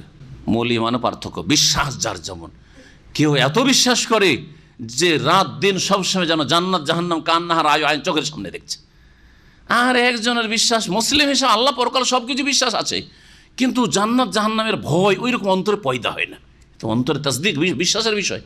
বিশ্বাসেও পার্থক্য আছে, শুধু আমলের কারণে নয়। ওরা বলছে আমলের বেশি হওয়ার কারণে বাড়ে আর আমল খারাপ হইলে কমে, কিন্তু শুধু তাই নয়, আসল মূল ইমানে মূল বিশ্বাসও কম বেশি রয়েছে। বিশ্বাস থেকে মাইনাস হলেই যে সন্দেহ হবে না, বিশ্বাস আছে, কিন্তু এই বিশ্বাসটার সামনে পর্দা পড়ে আছে, পর্দা পড়ে আছে, মোটা পর্দা পড়ে আছে, কারো কারো হালকা পর্দা পড়ে আছে, আবছা আবছা দেখছেন ওই বোরকার সামনে নেকাবের মতো। জি, ইমান আছে কিন্তু এইরকম।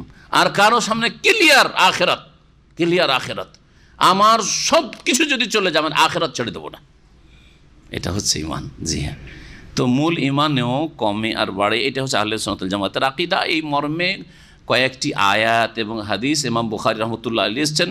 আর যারা বলেছে ইমান কমে না বাড়ে না, তাদের খণ্ডন করেছেন। আল্লাহ পাক মুনাফিকদের সম্পর্কে বলছেন ওয়াম্মাল্লাযিনা ফি কুলুবিহিম মারাজ, পক্ষান্তরে যাদের অন্তরে কি রয়েছে? মারাজ মানে রোগ রয়েছে। রোগ, রোগ মানুষের অন্তরের রোগ হচ্ছে দুই রকম। একটা হচ্ছে কুপ্রবৃত্তি রোগ, শাহওয়াত, মানে মনের কামনা বাসনা চাহিদা পূরণ করা। এই জন্য দুনিয়ার বিভিন্ন পাপ, লোভ লালসা, চুরি ডাকাতি, বেঈমানি, খুন, জেনা, শাহওয়াতের রোগের কারণে, কুপ্রবৃত্তির রোগের কারণে হয়। আপনার কুপ্রবৃত্তি মনের রোগ এটা। আর মনের আরেকটা রোগ হচ্ছে শুবহাতের, শাহওয়াতের না, কিসের? শুবহাত, সন্দেহ সংশয়ের। আপনার সামনে আখেরাতের ইমান স্পষ্ট না, ক্লিয়ার নয়, সন্দেহ, সন্দেহ, কি জানি সন্দেহ। হ্যাঁ, আল্লাহর প্রতি ইমান, ওহির প্রতি ইমান, রসুলের প্রতি ইমান সন্দেহপূর্ণ, সন্দেহপূর্ণ। তো যাদের অন্তরে সন্দেহের ব্যাধি রয়েছে, মুনাফিকদের অন্তরে কোন ব্যাধি ছিল? সংশয়ের ব্যাধি, সন্দেহের ব্যাধি, রসুল সম্পর্কে সন্দিহান, হ্যাঁ, আল্লাহর দিন সম্পর্কে সন্দিহান, আখেরাত সম্পর্কে সন্দিহান, কবরের জীবন সম্পর্কে সন্দিহান, যার ফলে বিশ্বাস করেনি অন্তর থেকে। এদের জন্য কোরআন কি করে, আয়াত কি করে, সূরা কি করে? ফাযাদাতহুম রিজসান ইলা রিজসিহিম, তাদের অপবিত্রতার ওপর অপবিত্রতা বৃদ্ধি করেছে সূরাতে কোরআনে কারীমের। তাহলে কোরআনে কারীমের সূরা বা আয়াতে ভালো মানুষদের কি করে? হ্যাঁ, ইমান বৃদ্ধি করে, আর মুনাফিকদের কি করে? আরো ক্ষতি সাধন করে। এর উদাহরণ হচ্ছে ওই রকমই যেমন ভালো পুষ্টিকর খাদ্য, পুষ্টিকর খাদ্য, আপেল পুষ্টিকর কিনা? সুগার রোগী বেশি করে খান তো। দুধ, দুধের চাইতে ভালো নিয়ামত কিছু আছে? হ্যাঁ, কিন্তু আমাশার রোগী দুধ খান তো, হ্যাঁ চলবে। গ্যাসের রোগী, গ্যাসের রোগী ঘি খান তো, ঘি তো খুব ভালো জিনিস। গ্যাসের রোগী ঘি খান আর মজা দেখে নেন, বাথরুমে বসে থাকতে হবে, ওখানে রাত কাটাইতে হবে, ঠিক কিনা? তাহলে আল্লাহ পাক কোরআনে কারিমে সূরা বনী ইসরাঈলের সূরাতুল ইসরার একটি আয়াত ইরশাদ করেছেন, ওয়ানুনাজ্জিলু মিনাল কুরআনে মা হুয়া শিফা, কোরআন আমি নাযিল করেছি যাতে রোগের চিকিৎসা রয়েছে, ওয়া রাহমা, এবং রহমত রয়েছে, কিন্তু কার জন্য?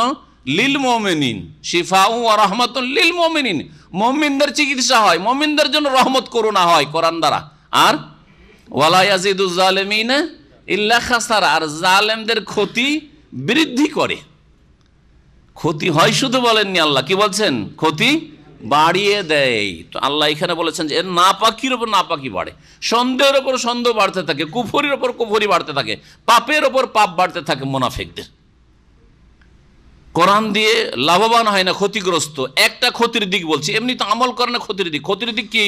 যে যতদিন জানতো না একটা বলার সুযোগ সুবিধা ছিল যে আল্লাহ আমি তো জানতাম না বেশি কিছু, কিন্তু কোরআন নাজেল হয়ে গেছে, জেনে গেছে, কিয়ামতের দিন এই কথাও বলে অজুহাত পেশ করতে পারবে না যে আল্লাহ গো এটা হালাল না হারাম, এটা যে সত্য, এটা যে দিন, আর নবী যে তোমার সত্য আমি তো জানতাম না, এই কথা বলতে পারবে?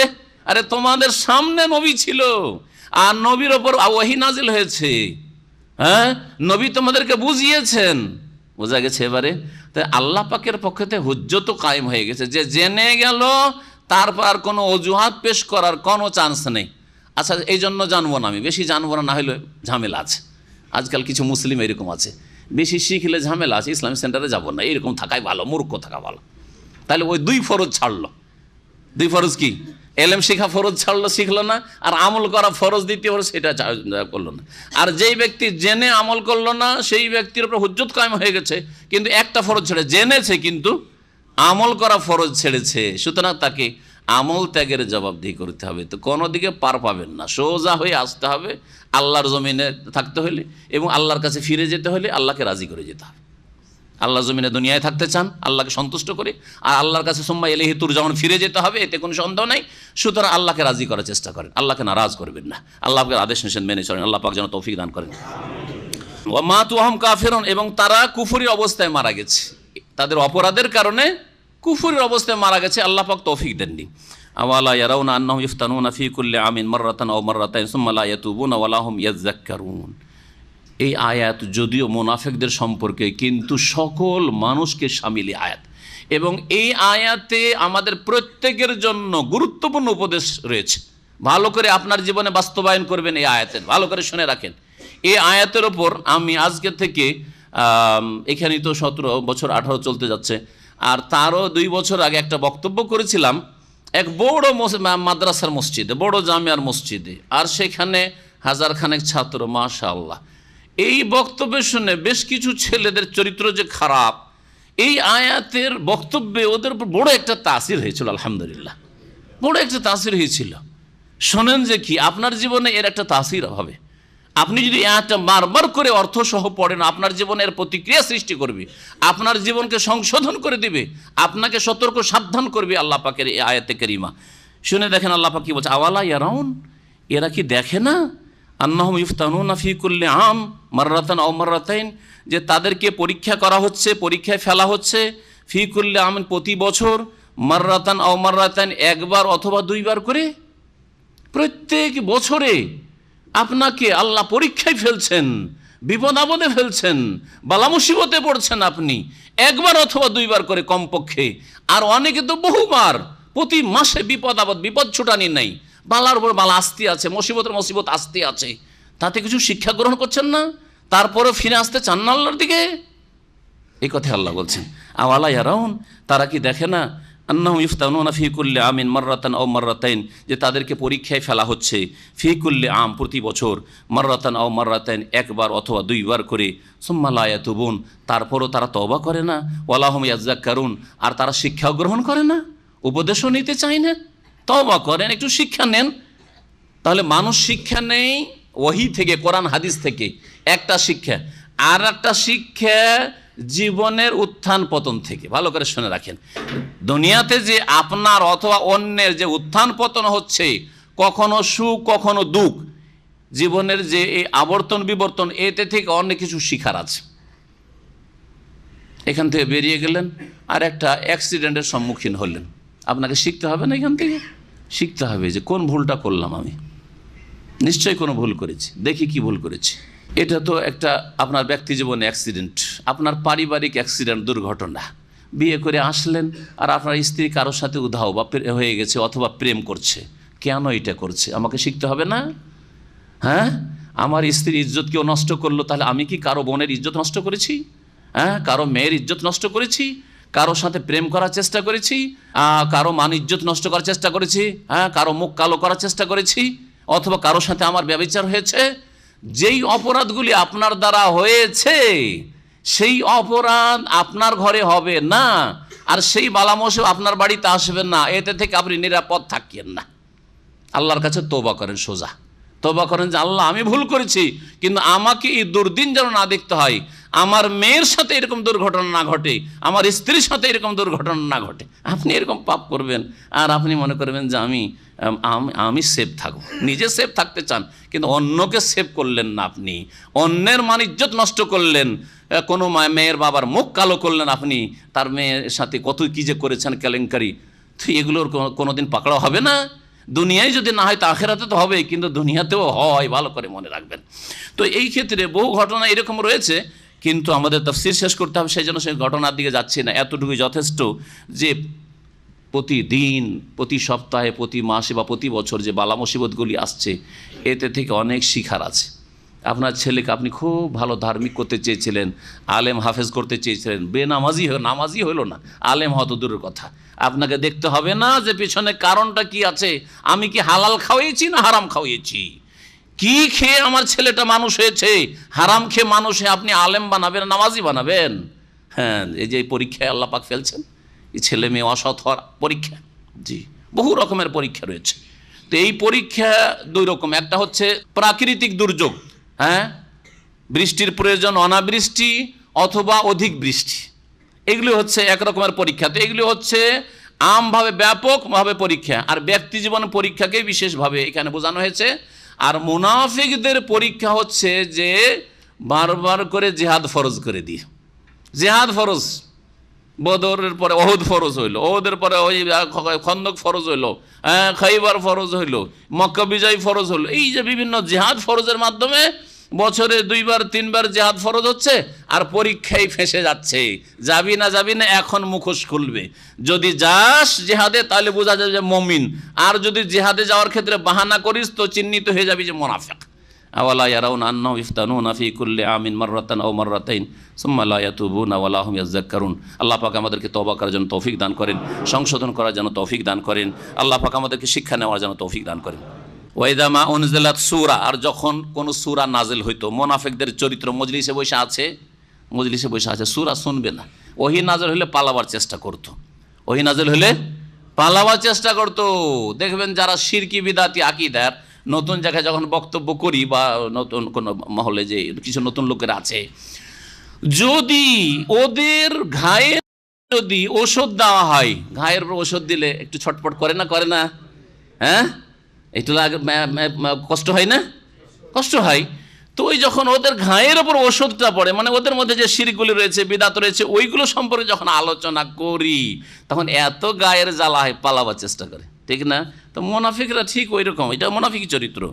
আল্লাহ বলছেন যে যখন কোনো সূরা নাজিল করা হয়, নাজারা বাযুহুম ইলা বায, তখন মুনাফিকরা একে অপরের দিকে তাকায়, মুনাফিকের দিকে তাকায়, আর তাকিয়ে চোখ টিপি দেয় আর বলে যে টান দে, চল, কেউ দেখছে না মনে হয়, এমনভাবে টান দিব, হ্যাঁ, যে কেউ দেখতে পাবে না, টের পাবে না যে আমরা এখান থেকে কেটে পড়লাম।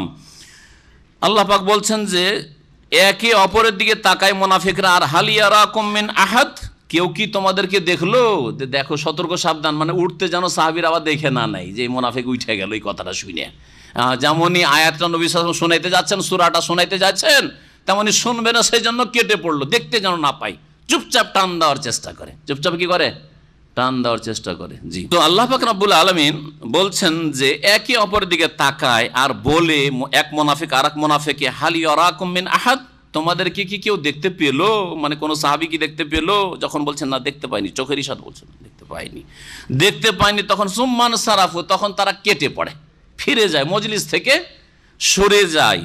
আল্লাহ বলছেন সারাফ আল্লাহ কুলুব, এই দিনের মজলিস থেকে কোরআনের আয়াত ওহী নাজিল হলো, সূরা নাজিল হলো, কেন পালায়? সারাফ আল্লাহ কুলুবহুম, কারণ আল্লাহ পাক তাদের অন্তরগুলিকে ফিরিয়ে দিয়েছেন, বাঁকা করে দিয়েছেন, তাদের পাপাচারের কারণে, তাদের অন্যায়ের কারণে, তাদের সংশয় সন্দেহের কারণে আল্লাহ পাক কি করেছে, তাদের অন্তরকে ভালো কথা থেকে, কোরআন থেকে ফিরিয়ে দিয়েছেন। বিআন্নাহুম কওমুন, কেন ফিরে গেল, অন্তর ফিরলো কেন?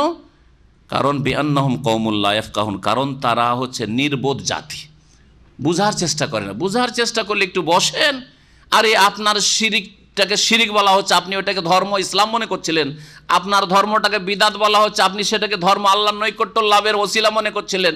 একটু ঠান্ডা মেজাজে শোনেন, পালাচ্ছেন কেন?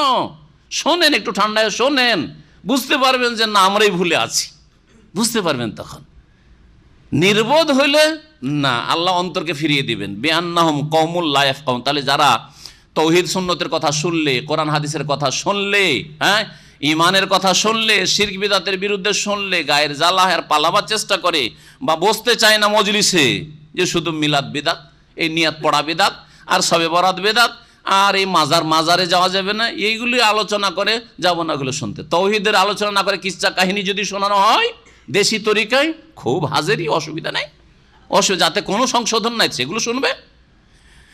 তো আল্লাহ পাক রব্বুল বলছেন যে এরা নির্বোধ জাতি, বুঝার চেষ্টা করে না। বুঝার যদি চেষ্টা করেন তো অবশ্যই পালাবেন না আপনি। আল্লাহ পাক তারপরে নবী মুহাম্মদ রাসূলুল্লাহ সাল্লাল্লাহু আলাইহি ওয়াসাল্লামের 4টি গুণ বলছেন, আর এই 4টি গুণ দিয়ে আলোচনা শেষ করব। আল্লাহ পাক নবী করিম সাল্লাল্লাহু আলাইহি ওয়াসাল্লাম সম্পর্কে বলছেন, লাকাদ জাআকুম রাসূলুম মিন আনফুসিকুম। এখানে সাহাবায়ে কেরামদেরকে বলা হয়েছে, মুনাফিকদেরকে বলা হয়েছে যে মুনাফিকরা, তোমরা এত বড় দরদি হিতাকাঙ্ক্ষী নবীর তোমরা মান ইজ্জত করলে না, মর্যাদা দিলে না, কদর করলে না, কত হতভাগা তোমরা। আর সকল মুমিন মুসলিমকে কিয়ামত পর্যন্ত বলা হয়েছে, বরং সকল মানব জাতিকে বলা হয়েছে, প্রত্যেক মানুষকে, ইহুদি, নাসারা, হিন্দু, খ্রিস্টান, মুসলিম, অমুসলিম, সকলকে বলা হয়েছে যে রাসূল তোমাদের সবচেয়ে বেশি হিতাকাঙ্ক্ষী। লাকাদ জাআকুম রাসূলুম মিন আনফুসিকুম, নিঃসন্দেহে তোমাদের কাছে আগমন করেছেন একজন রাসূল, যিনি হচ্ছেন মুহাম্মদ সাল্লাল্লাহু আলাইহি সাল্লাম। মিন আনফুসিকুম, হে আরবরা, তোমাদের মাঝে থেকেই, বা হে মানব জাতি, তোমাদের মানব জাতি থেকেই তিনিও মানুষ। তোমরা যেমন মাটির পয়দা, তিনিও মাটির পয়দা, তিনি নূরের পয়দা নন। যদি এতে সম্বোধন বলেন যে তোমাদের কাছে আগমন করেছেন সমস্ত মানুষকে সম্বোধন করা হয়েছে, তাহলে মিন আনফুসিকুম, তোমাদের মাঝে থেকে, মানে তিনি জিন জাতি থেকেও না, আর তিনি ফেরেশতা জাতি থেকেও নন। ফেরেশতারা নূরের পয়দা, আর জিনেরা নারের পয়দা, আগুনের পয়দা, আর মানুষ মাটির পয়দা। মিন আনফুসিকুম, তোমাদের মাঝে থেকে তিনি এসেছেন। তার পিতার নাম আব্দুল্লাহ ছিল, মাতার নাম আমেনা ছিল, দাদা আব্দুল মোত্তালিব ছিলেন, তিনি ইব্রাহিম আলাইহিস সালামের বংশধর। তারা সকলেই মানুষ। তো মানুষের মাঝখানে আবার কোথা থেকে নবীর নূরের পয়দা আসলো? এই গুমরাহি কেন? এই গুমরাহি কেন? বড়ই গুমরাহি, বড়ই গুমরাহি, আকীদাগত গুমরাহি, ভ্রষ্টতা। তারপরে এটা কোরআনকে অস্বীকার করা।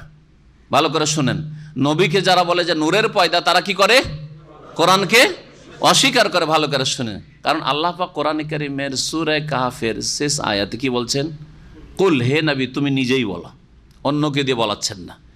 ইন্নামা আনা বাশারুম মিসলুকুম, নিঃসন্দেহে আমি তোমাদের মতোই একজন মানুষ। বাশার মানে মানুষ। পার্থক্য হচ্ছে তোমাদের মতো কোন দিক থেকে? সৃষ্টিগত দিক থেকে। সৃষ্টিগত দিক থেকে মানুষের যে গুণগুলি রয়েছে, সেইগুলি নবী করিম সাল্লাল্লাহু আলাইহি সাল্লামের মধ্যে রয়েছে। নবী করিম সাল্লাল্লাহু আলাইহি সাল্লাম ঘুমাতেন, আমরাও ঘুমাই, সকলকে ঘুমাইতে হয়, ঠিক না? নবী করিম সাল্লাল্লাহু আলাইহি সাল্লাম ক্লান্ত হইতেন, নবী সাল্লাল্লাহু আলাইহি সাল্লাম কখনো খুশি হইতেন, কখনো মানে শোকার্ত হইতেন। মানুষ যেমন হয়। নবী সাল্লাল্লাহু আলাইহি সাল্লাম বলছেন, আনসা কামা তানসাউন, আমি মানুষ, তোমরা যেমন ভুলো আমি ভুলে যাই। তো মানুষের স্বভাব হচ্ছে কি? ভুলে যাও। নবী সাল্লাল্লাহু আলাইহি সাল্লাম কখনো ভুলে যেতেন, নামাজে ভুল করে দিয়ে সালাম ফিরে দেননি, 2 রাকাত পড়ে, করেছেন না করেন নাই? হ্যাঁ। তো এই দিক দিয়ে নবী হচ্ছেন ইন্নামা আনা বাশার, তোমাদের মতো, মান মর্যাদা আমাদের মতো না। এই আয়াতের অর্থ এই কথা কখনো সহিহ আকীদার লোকেরা বলে না আমাদের মতো মান মর্যাদাই, আমাদের মতোই তিনি মানুষ মানে মান মর্যাদা, না, কখনো না। সেই জন্য মান মর্যাদা সুনির্ধারিত করতে গিয়ে তারপরের অংশে আল্লাহ বলছেন ইউহা ইলাইয়া, আমার কাছে ওহী করা হয়, আর কারো কাছে ওহী করা হয় না, কারো কাছে ওহী করা হয় না। এখানে মর্যাদা সুনির্ধারিত করে দেওয়া হইল যে নবী সাল্লাল্লাহু আলাইহি সাল্লাম মানুষ হলেও তার কাছে কি করা হয়? কোরআন এবং হাদিসের ওহী হয়। সকাল বিকাল জিবরাইল আমিন আসেন, কথা বলেন, আসমানের খবর জানান, ভবিষ্যৎবাণী করেন, তিনি এইসব জানতে পারেন, আর আমরা কিছুই জানতে পারি না। অনেক পার্থক্য। হ্যাঁ, এইরকমই কালেমা শাহাদাতে তিনি ওয়াশহাদু আন্না মুহাম্মাদান আবদু, আল্লাহর বান্দা এবং রসুল। বান্দা বলে বলা হয়েছে আপনিও যেমন বান্দা, নবী করিম সাল্লাল্লাহু আলাইহি সাল্লামও বান্দা, তিনিও আল্লাহর গোলাম। তাহলে আল্লাহর সাথে তার কোনো পার্টনারশিপ নেই যে আল্লাহকেও সিজদা করবেন আর নবীর কবরকেও সিজদা করবেন। নবীর কবরকে যদি সিজদা করেন, নবীর কাছেও যদি দোয়া করা না যায়, তো জিলানির কাছে কি করে করা যাবে? আর শাহজালালের কবরে মাজারে গিয়ে কি করে দোয়া করা যাবে? নবীর কাছেও তো চলবে, কারণ নবীও তো গোলাম, আবদহু। আল্লাহর গোলাম, কিন্তু আল্লাহর গোলাম তোমাদের মতো গোলাম না, তিনি গোলাম তার সাথে সাথে ও রাসূলুহু, তার রাসূল মানে তার দূত। আল্লাহর পক্ষ থেকে কি সংবাদ তোমাদের জন্য রয়েছে, মেসেজ রয়েছে, কি আদেশ নিষেধ রয়েছে, জানতে হবে একমাত্র কার মাধ্যমে, কার সোর্সে, মুহাম্মদ রাসূলুল্লাহর সোর্সে। আর কোনো সোর্স দিয়ে ধর্মকর্ম করলে কাজ হবে না, আর কোনো মাধ্যম দিয়ে বলবে যে এটা মারফতি তরিকায় আমরা এইটা শিখেছি, এসব চলবে না। আমাদের এটা সাবেরিয়া চিস্তিয়া তরিকা, এটা চলবে না। এটা আমাদের সারসিরা তরিকায় তরিকা চলবে না, ও মোহাম্মদী তরিকায় চলতে হবে, আপনাকে মোহাম্মদী তরিকায় চলতে হবে। এটা হচ্ছে ইসলাম, এটা হচ্ছে রাসূলুল্লাহ সাল্লাল্লাহু আলাইহি ওয়াসাল্লামের মর্যাদা। তোমাদের মাঝে থেকেই তিনি এসেছেন। আর আরবদেরকে যদি বলা হয়, দেখো তোমাদের মাঝে তোমরাও আরবি ভাষাভাষী, আর তিনিও তিনিও আরবি ভাষা বলেন। তোমাদের জন্য আল্লাহ কত হিতাকাঙ্ক্ষী যে তোমাদের ভাষায় রসুল পাঠিয়েছেন। আরবদের কাছে যদি অন্য ভাষার, ল্যাটিন ভাষার রসুল পাঠিয়ে দিতেন, সংস্কৃত ভাষার রসুল পাঠিয়ে দিতেন, যদি মালায় ভাষার রসুল পাঠিয়ে দিতেন, হিন্দি ভাষার রসুল পাঠিয়ে দিতেন, তাহলে কত জটিল তাদের জন্য হইতো, আর ইসলাম কবুল করাটাও যে কত মুশকিল হইতো, ঠিক কিনা? তাহলে কত বড় এহসান আরবদের ওপর যে তাদের মাতৃভাষায় আল্লাহ পাক রসুল পাঠিয়েছেন, মাতৃভাষায় আল্লাহ পাক কোরআনে কারীম নাজিল করছেন, ওহী নাজিল করছেন, যাতে সহজে পড়লেই বুঝতে পারে, শুনলেই বুঝতে পারে, কথা যে কি বলছেন রাসূলুল্লাহ তা বুঝতে পারে সাল্লাল্লাহু আলাইহি ওয়াসাল্লাম। তোমাদের মাঝে থেকে রসুল পাঠিয়েছি, একটি গুণ যে তিনি তোমাদেরই একজন। বলছিলাম যে আল্লাহ কি বলেছেন ওই আয়াতে, যে তোমাদের মতো একজন আমি মানুষ, বাশার বলেছেন। এখন প্রশ্ন যে বাশার কিসের সৃষ্টি? জিন তো জানলাম যে আগুনের সৃষ্টি, তাই না? মালায়েকা জানলাম যে কিসের সৃষ্টি, কিসের সৃষ্টি? নূরের সৃষ্টি। বাশার কিসের সৃষ্টি? আর একটি আয়াত কোরআনে কারিমে রয়েছে, আল্লাহ পাক বলছেন ফেরেশতাদেরকে সম্বোধন করে, ইন্নী খালিকুম বাশারাম মিন তিন, আমি সৃষ্টি করতে চাইছি বাশারকে কি দিয়ে? বাশার মানে মানুষ। ওই যে ওই আয়াত বাশার দেখলেন যে নবী বাশার, আর এখানে বাশারকে আমি সৃষ্টি করতে চাইছি কি দিয়ে? মিন তিনিন, কাদা মাটি দিয়ে। হ্যাঁ জি হ্যাঁ, মাটি দিয়ে। তাহলে নবী কিসের পয়দা? নবী বাশার। আর আল্লাহ বাশারকে পয়দা করেছেন কি দিয়ে? দ্বিতীয় আয়াত বলে যে তিন, মাটি দিয়ে। তাহলে নবী কিসের তৈরি? মাটির তৈরি। তাহলে তারপরেও যদি কেউ বলে যে নবী নূরের তৈরি, তাহলে আয়াত অস্বীকার করলো না করলো না? আয়াত অস্বীকার করার পরেও কি ইসলাম থাকে? ওদের কি জিজ্ঞেস করবেন যে এখন এর কি ব্যাখ্যা করবে, যে আল্লাহ বলছে ইন্নী খালিকুম বাশারান মিন তিন, আমি মানুষকে সৃষ্টি করেছি মাটি থেকে। এখন শুনেন, তাহলে একটি গুণ নবী করিম সাল্লাল্লাহু আলাইহি সাল্লাম মানুষ, এবং তিনি আরবদের মাঝে থেকে এসেছেন।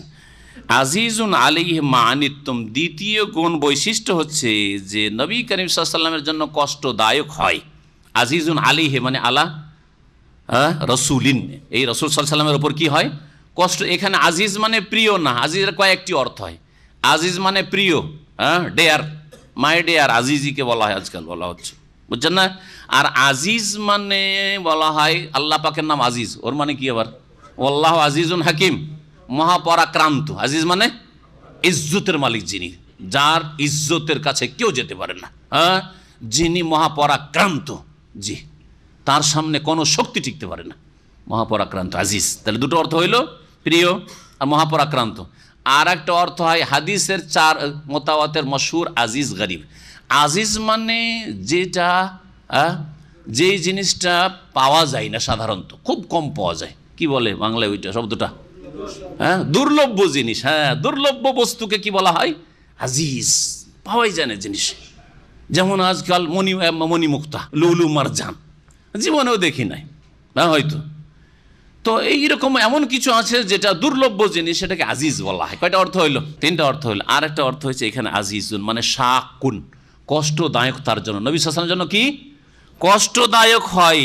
মা আনিতুম, মাটা হচ্ছে আরবি গ্রামারে এখানে মাসদারিয়া, তো মাসদারের অর্থ দিবে তো। আর আনাতা থেকে আনিতুম জামা মুযাক্কার হাজেরের শেগা, তাহলে আনাতক মা মাসদারিয়া দিয়ে এর অর্থ হইল আজিজুন আলাইহি আনাতুকুম, তোমাদের ক্ষতির বিষয়গুলি তার জন্য কষ্টদায়ক হয়। অর্থাৎ তোমাদের ক্ষয়ক্ষতি হলে নবী মুহাম্মদ রাসূলুল্লাহ সাল্লাল্লাহু আলাইহি ওয়াসাল্লামকে বড় কষ্ট হয়, কষ্ট লাগে। কার কষ্ট লাগে?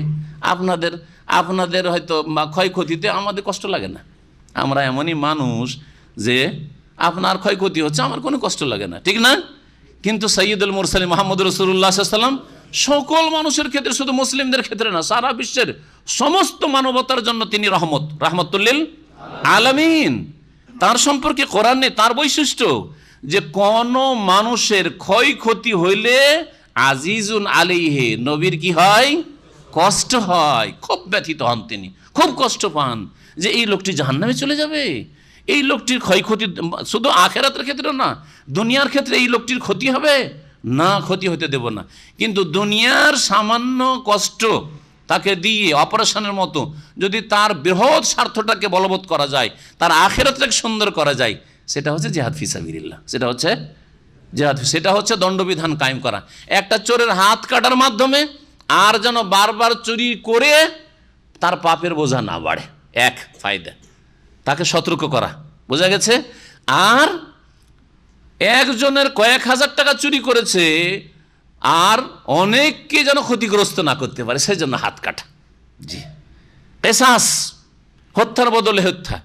একে হত্যা করে দিলে এইরকম যারা খুনি টাইপের লোক আছে এরা সবাই সচেতন, সাবধান হয়ে যাবে, আর কোনোদিন অস্ত্র হাতে নেবে না, আর খুন করাটাকে অত সহজ মনে করবে না। চারটি কথা নাই, খুন করলে আমাকে প্রস্তুত থাকতে হবে গলা দেওয়ার জন্য, তাই না?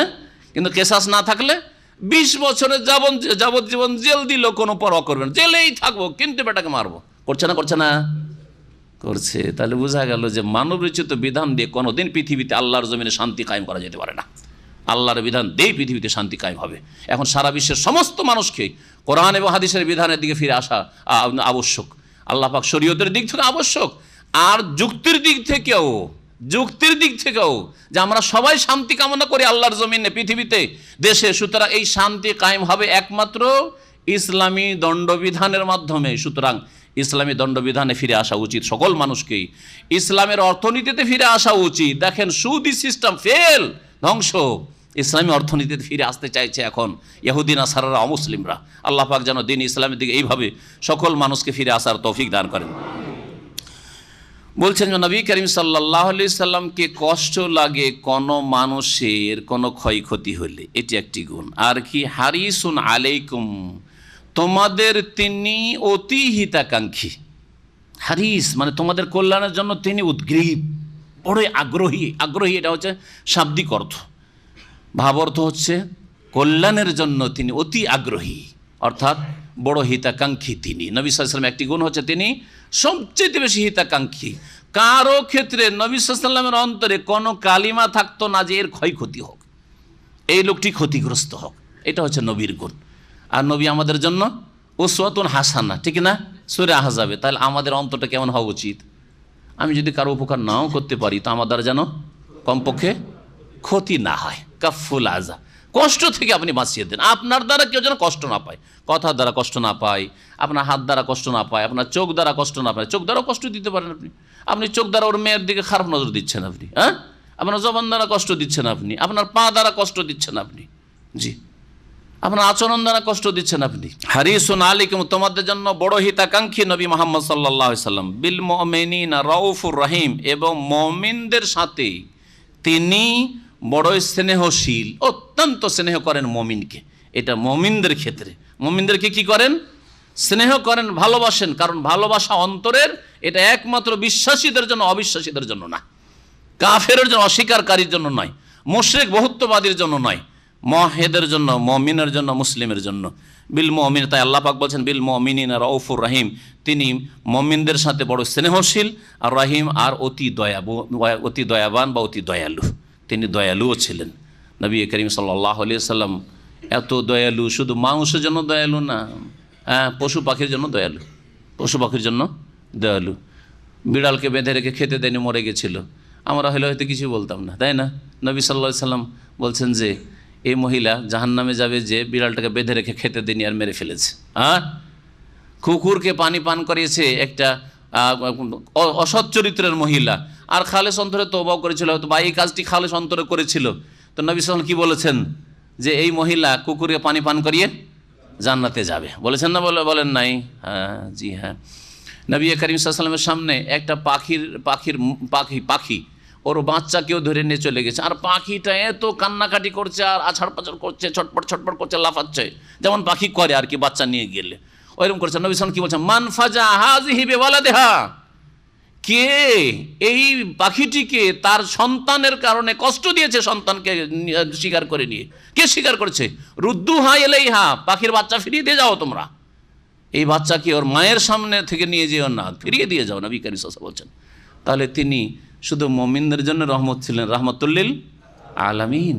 আর কাফের মুশরিকদের জন্য রহমত তার হচ্ছে যে তোমরা চলে আসো তাওহীদের দিকে, তোমরা পরকালকে বিশ্বাস করো, পরকালকে 1 নম্বরে রাখো, দুনিয়াকে 2 নম্বরে রাখো, ঈমান নিয়ে আসো, আমার দল বাড়াবার প্রয়োজন নেই, তোমাদের কল্যাণ এতে রয়েছে। এটা হচ্ছে কাফেরদের জন্য নবী করিম সাল্লাল্লাহু আলাইহি ওয়াসাল্লামের রহমত হওয়া। ফাইন তাওয়াল্লাও, এরপরেও যদি তারা ফিরে যায়, ফাকুল, হে নবী তাহলে বলো হাসবি আল্লাহ। এত সুন্দর করে উপদেশ দিলে, বুঝালে, বললে, তারপরও মানতে চায় না, এরকম কিছু লোক থাকবে, মানবে না। সকলে মানবে, 5 ভাই আপনার সবাই নামাজি হয়ে যায়, 5 ভাই সকলে সহিহ আকীদা গ্রহণ করেন না, কখনো না, কখনো আশা করিয়েন না। কয়েকজনের মধ্যে নূহ আলাইহিস সালামের এক ছেলে কাফের, ঠিক না? নূহ আলাইহিস সালামের স্ত্রী কাফেরা। তো এটা হচ্ছে আল্লাহ পাকের হিকমত, আল্লাহ পাক এরকম রাখবেন, কিছু আগাছা থাকবেই। জি, তো যদি তারা ফিরে যায়, ফাকুল, হে নবী তুমি বলো হাসবি আল্লাহ, আমার জন্য আল্লাহ যথেষ্ট, লা ইলাহা ইল্লাহু, তিনি ছাড়া কেউ সত্য মাবুদ নেই, আলাইহি তাওয়াক্কালতু, তার উপরে আস্থা ভরসা করছি, ওয়া হুয়া রব্বুল আরশিল আজিম, তিনি মহান আরশের অধিপতি, মহান আরশের মালিক তিনি।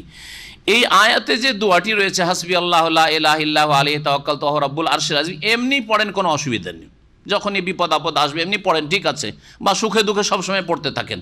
কিন্তু এই মর্মে আবু দাউদে যে হাদিসটি রয়েছে, যাতে বলা হয়েছে কেউ যদি সকালে আর সন্ধ্যায় 7 বার করে বলে হাসবি আল্লাহ লা ইলাহা ইল্লাহু আলাইহি তাওয়াক্কালতু ওয়া হুয়া রব্বুল আরশিল আজিম 7 মাররাতিন, 7 বার বললে কাফাহুল্লাহু মা আহাম্মাহু, তার দুশ্চিন্তা আল্লাহ দূর করে দেবেন, তার লক্ষ্য উদ্দেশ্য পুরা করে দেবেন।